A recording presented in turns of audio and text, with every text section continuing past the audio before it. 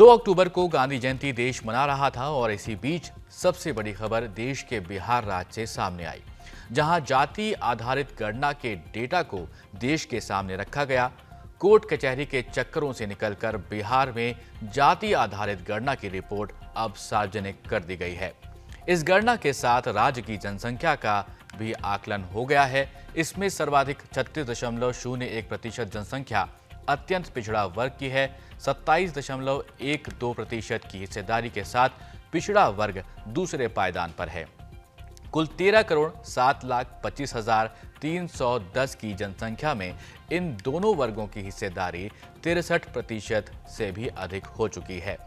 Experts data को detail में समझ रहे हैं। वहीं मुख्यमंत्री नीतीश कुमार के समर्थन वाले दल इस रिपोर्ट का स्वागत कर रहे हैं, तो कई दलों के नेता ऐसे भी हैं जो इस रिपोर्ट पर सवाल खड़े कर रहे हैं।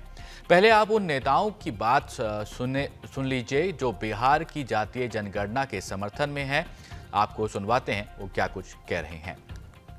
पूरी ठाकुर और वीपी सिंह के बाद पिछड़ों और अति पिछड़ों के सर्वाधिक लोकप्रिय नेता के रूप में आज नीतीश कुमार उभरे हैं, जिन्होंने कई सौ वर्षों की गुलामी को तोड़ करके जातिगत जनगणना जनता के सामने रखी है।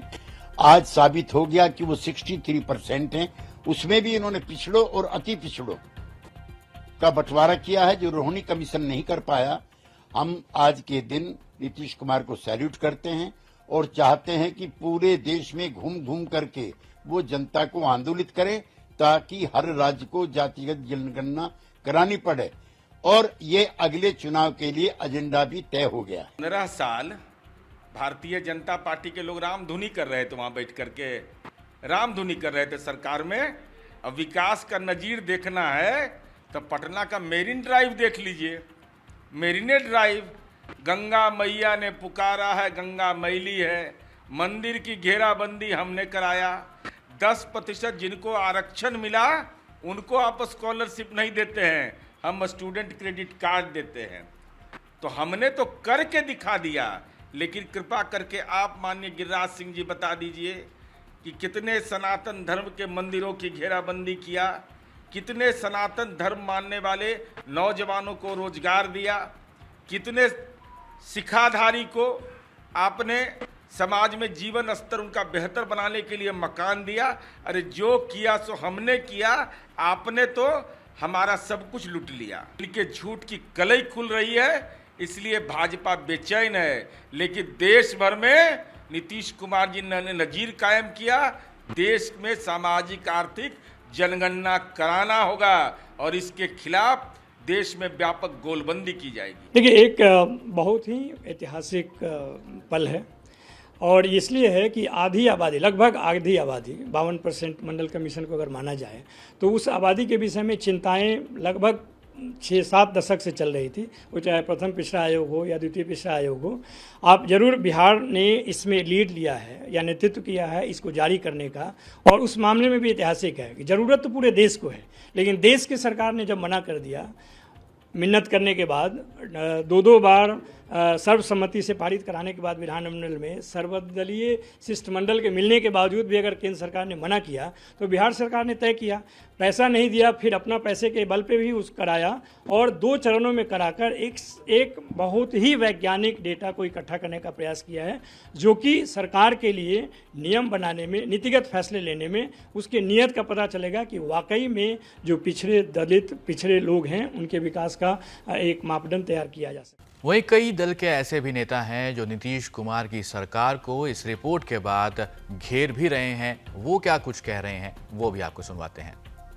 एक्सपेक्टेशन पहले भी था कि नीतीश कुमार की तिगड़ी जो है वो मानेगी नहीं, क्योंकि उनकी राजनीति का आधार ही जातिगत बेस पर है और समाज को फूट डाल के, समाज को अलग अलग दिखा के उसमें अलग अलग जातिगत नेताओं को खड़ा करके अपनी राजनीति करते हैं।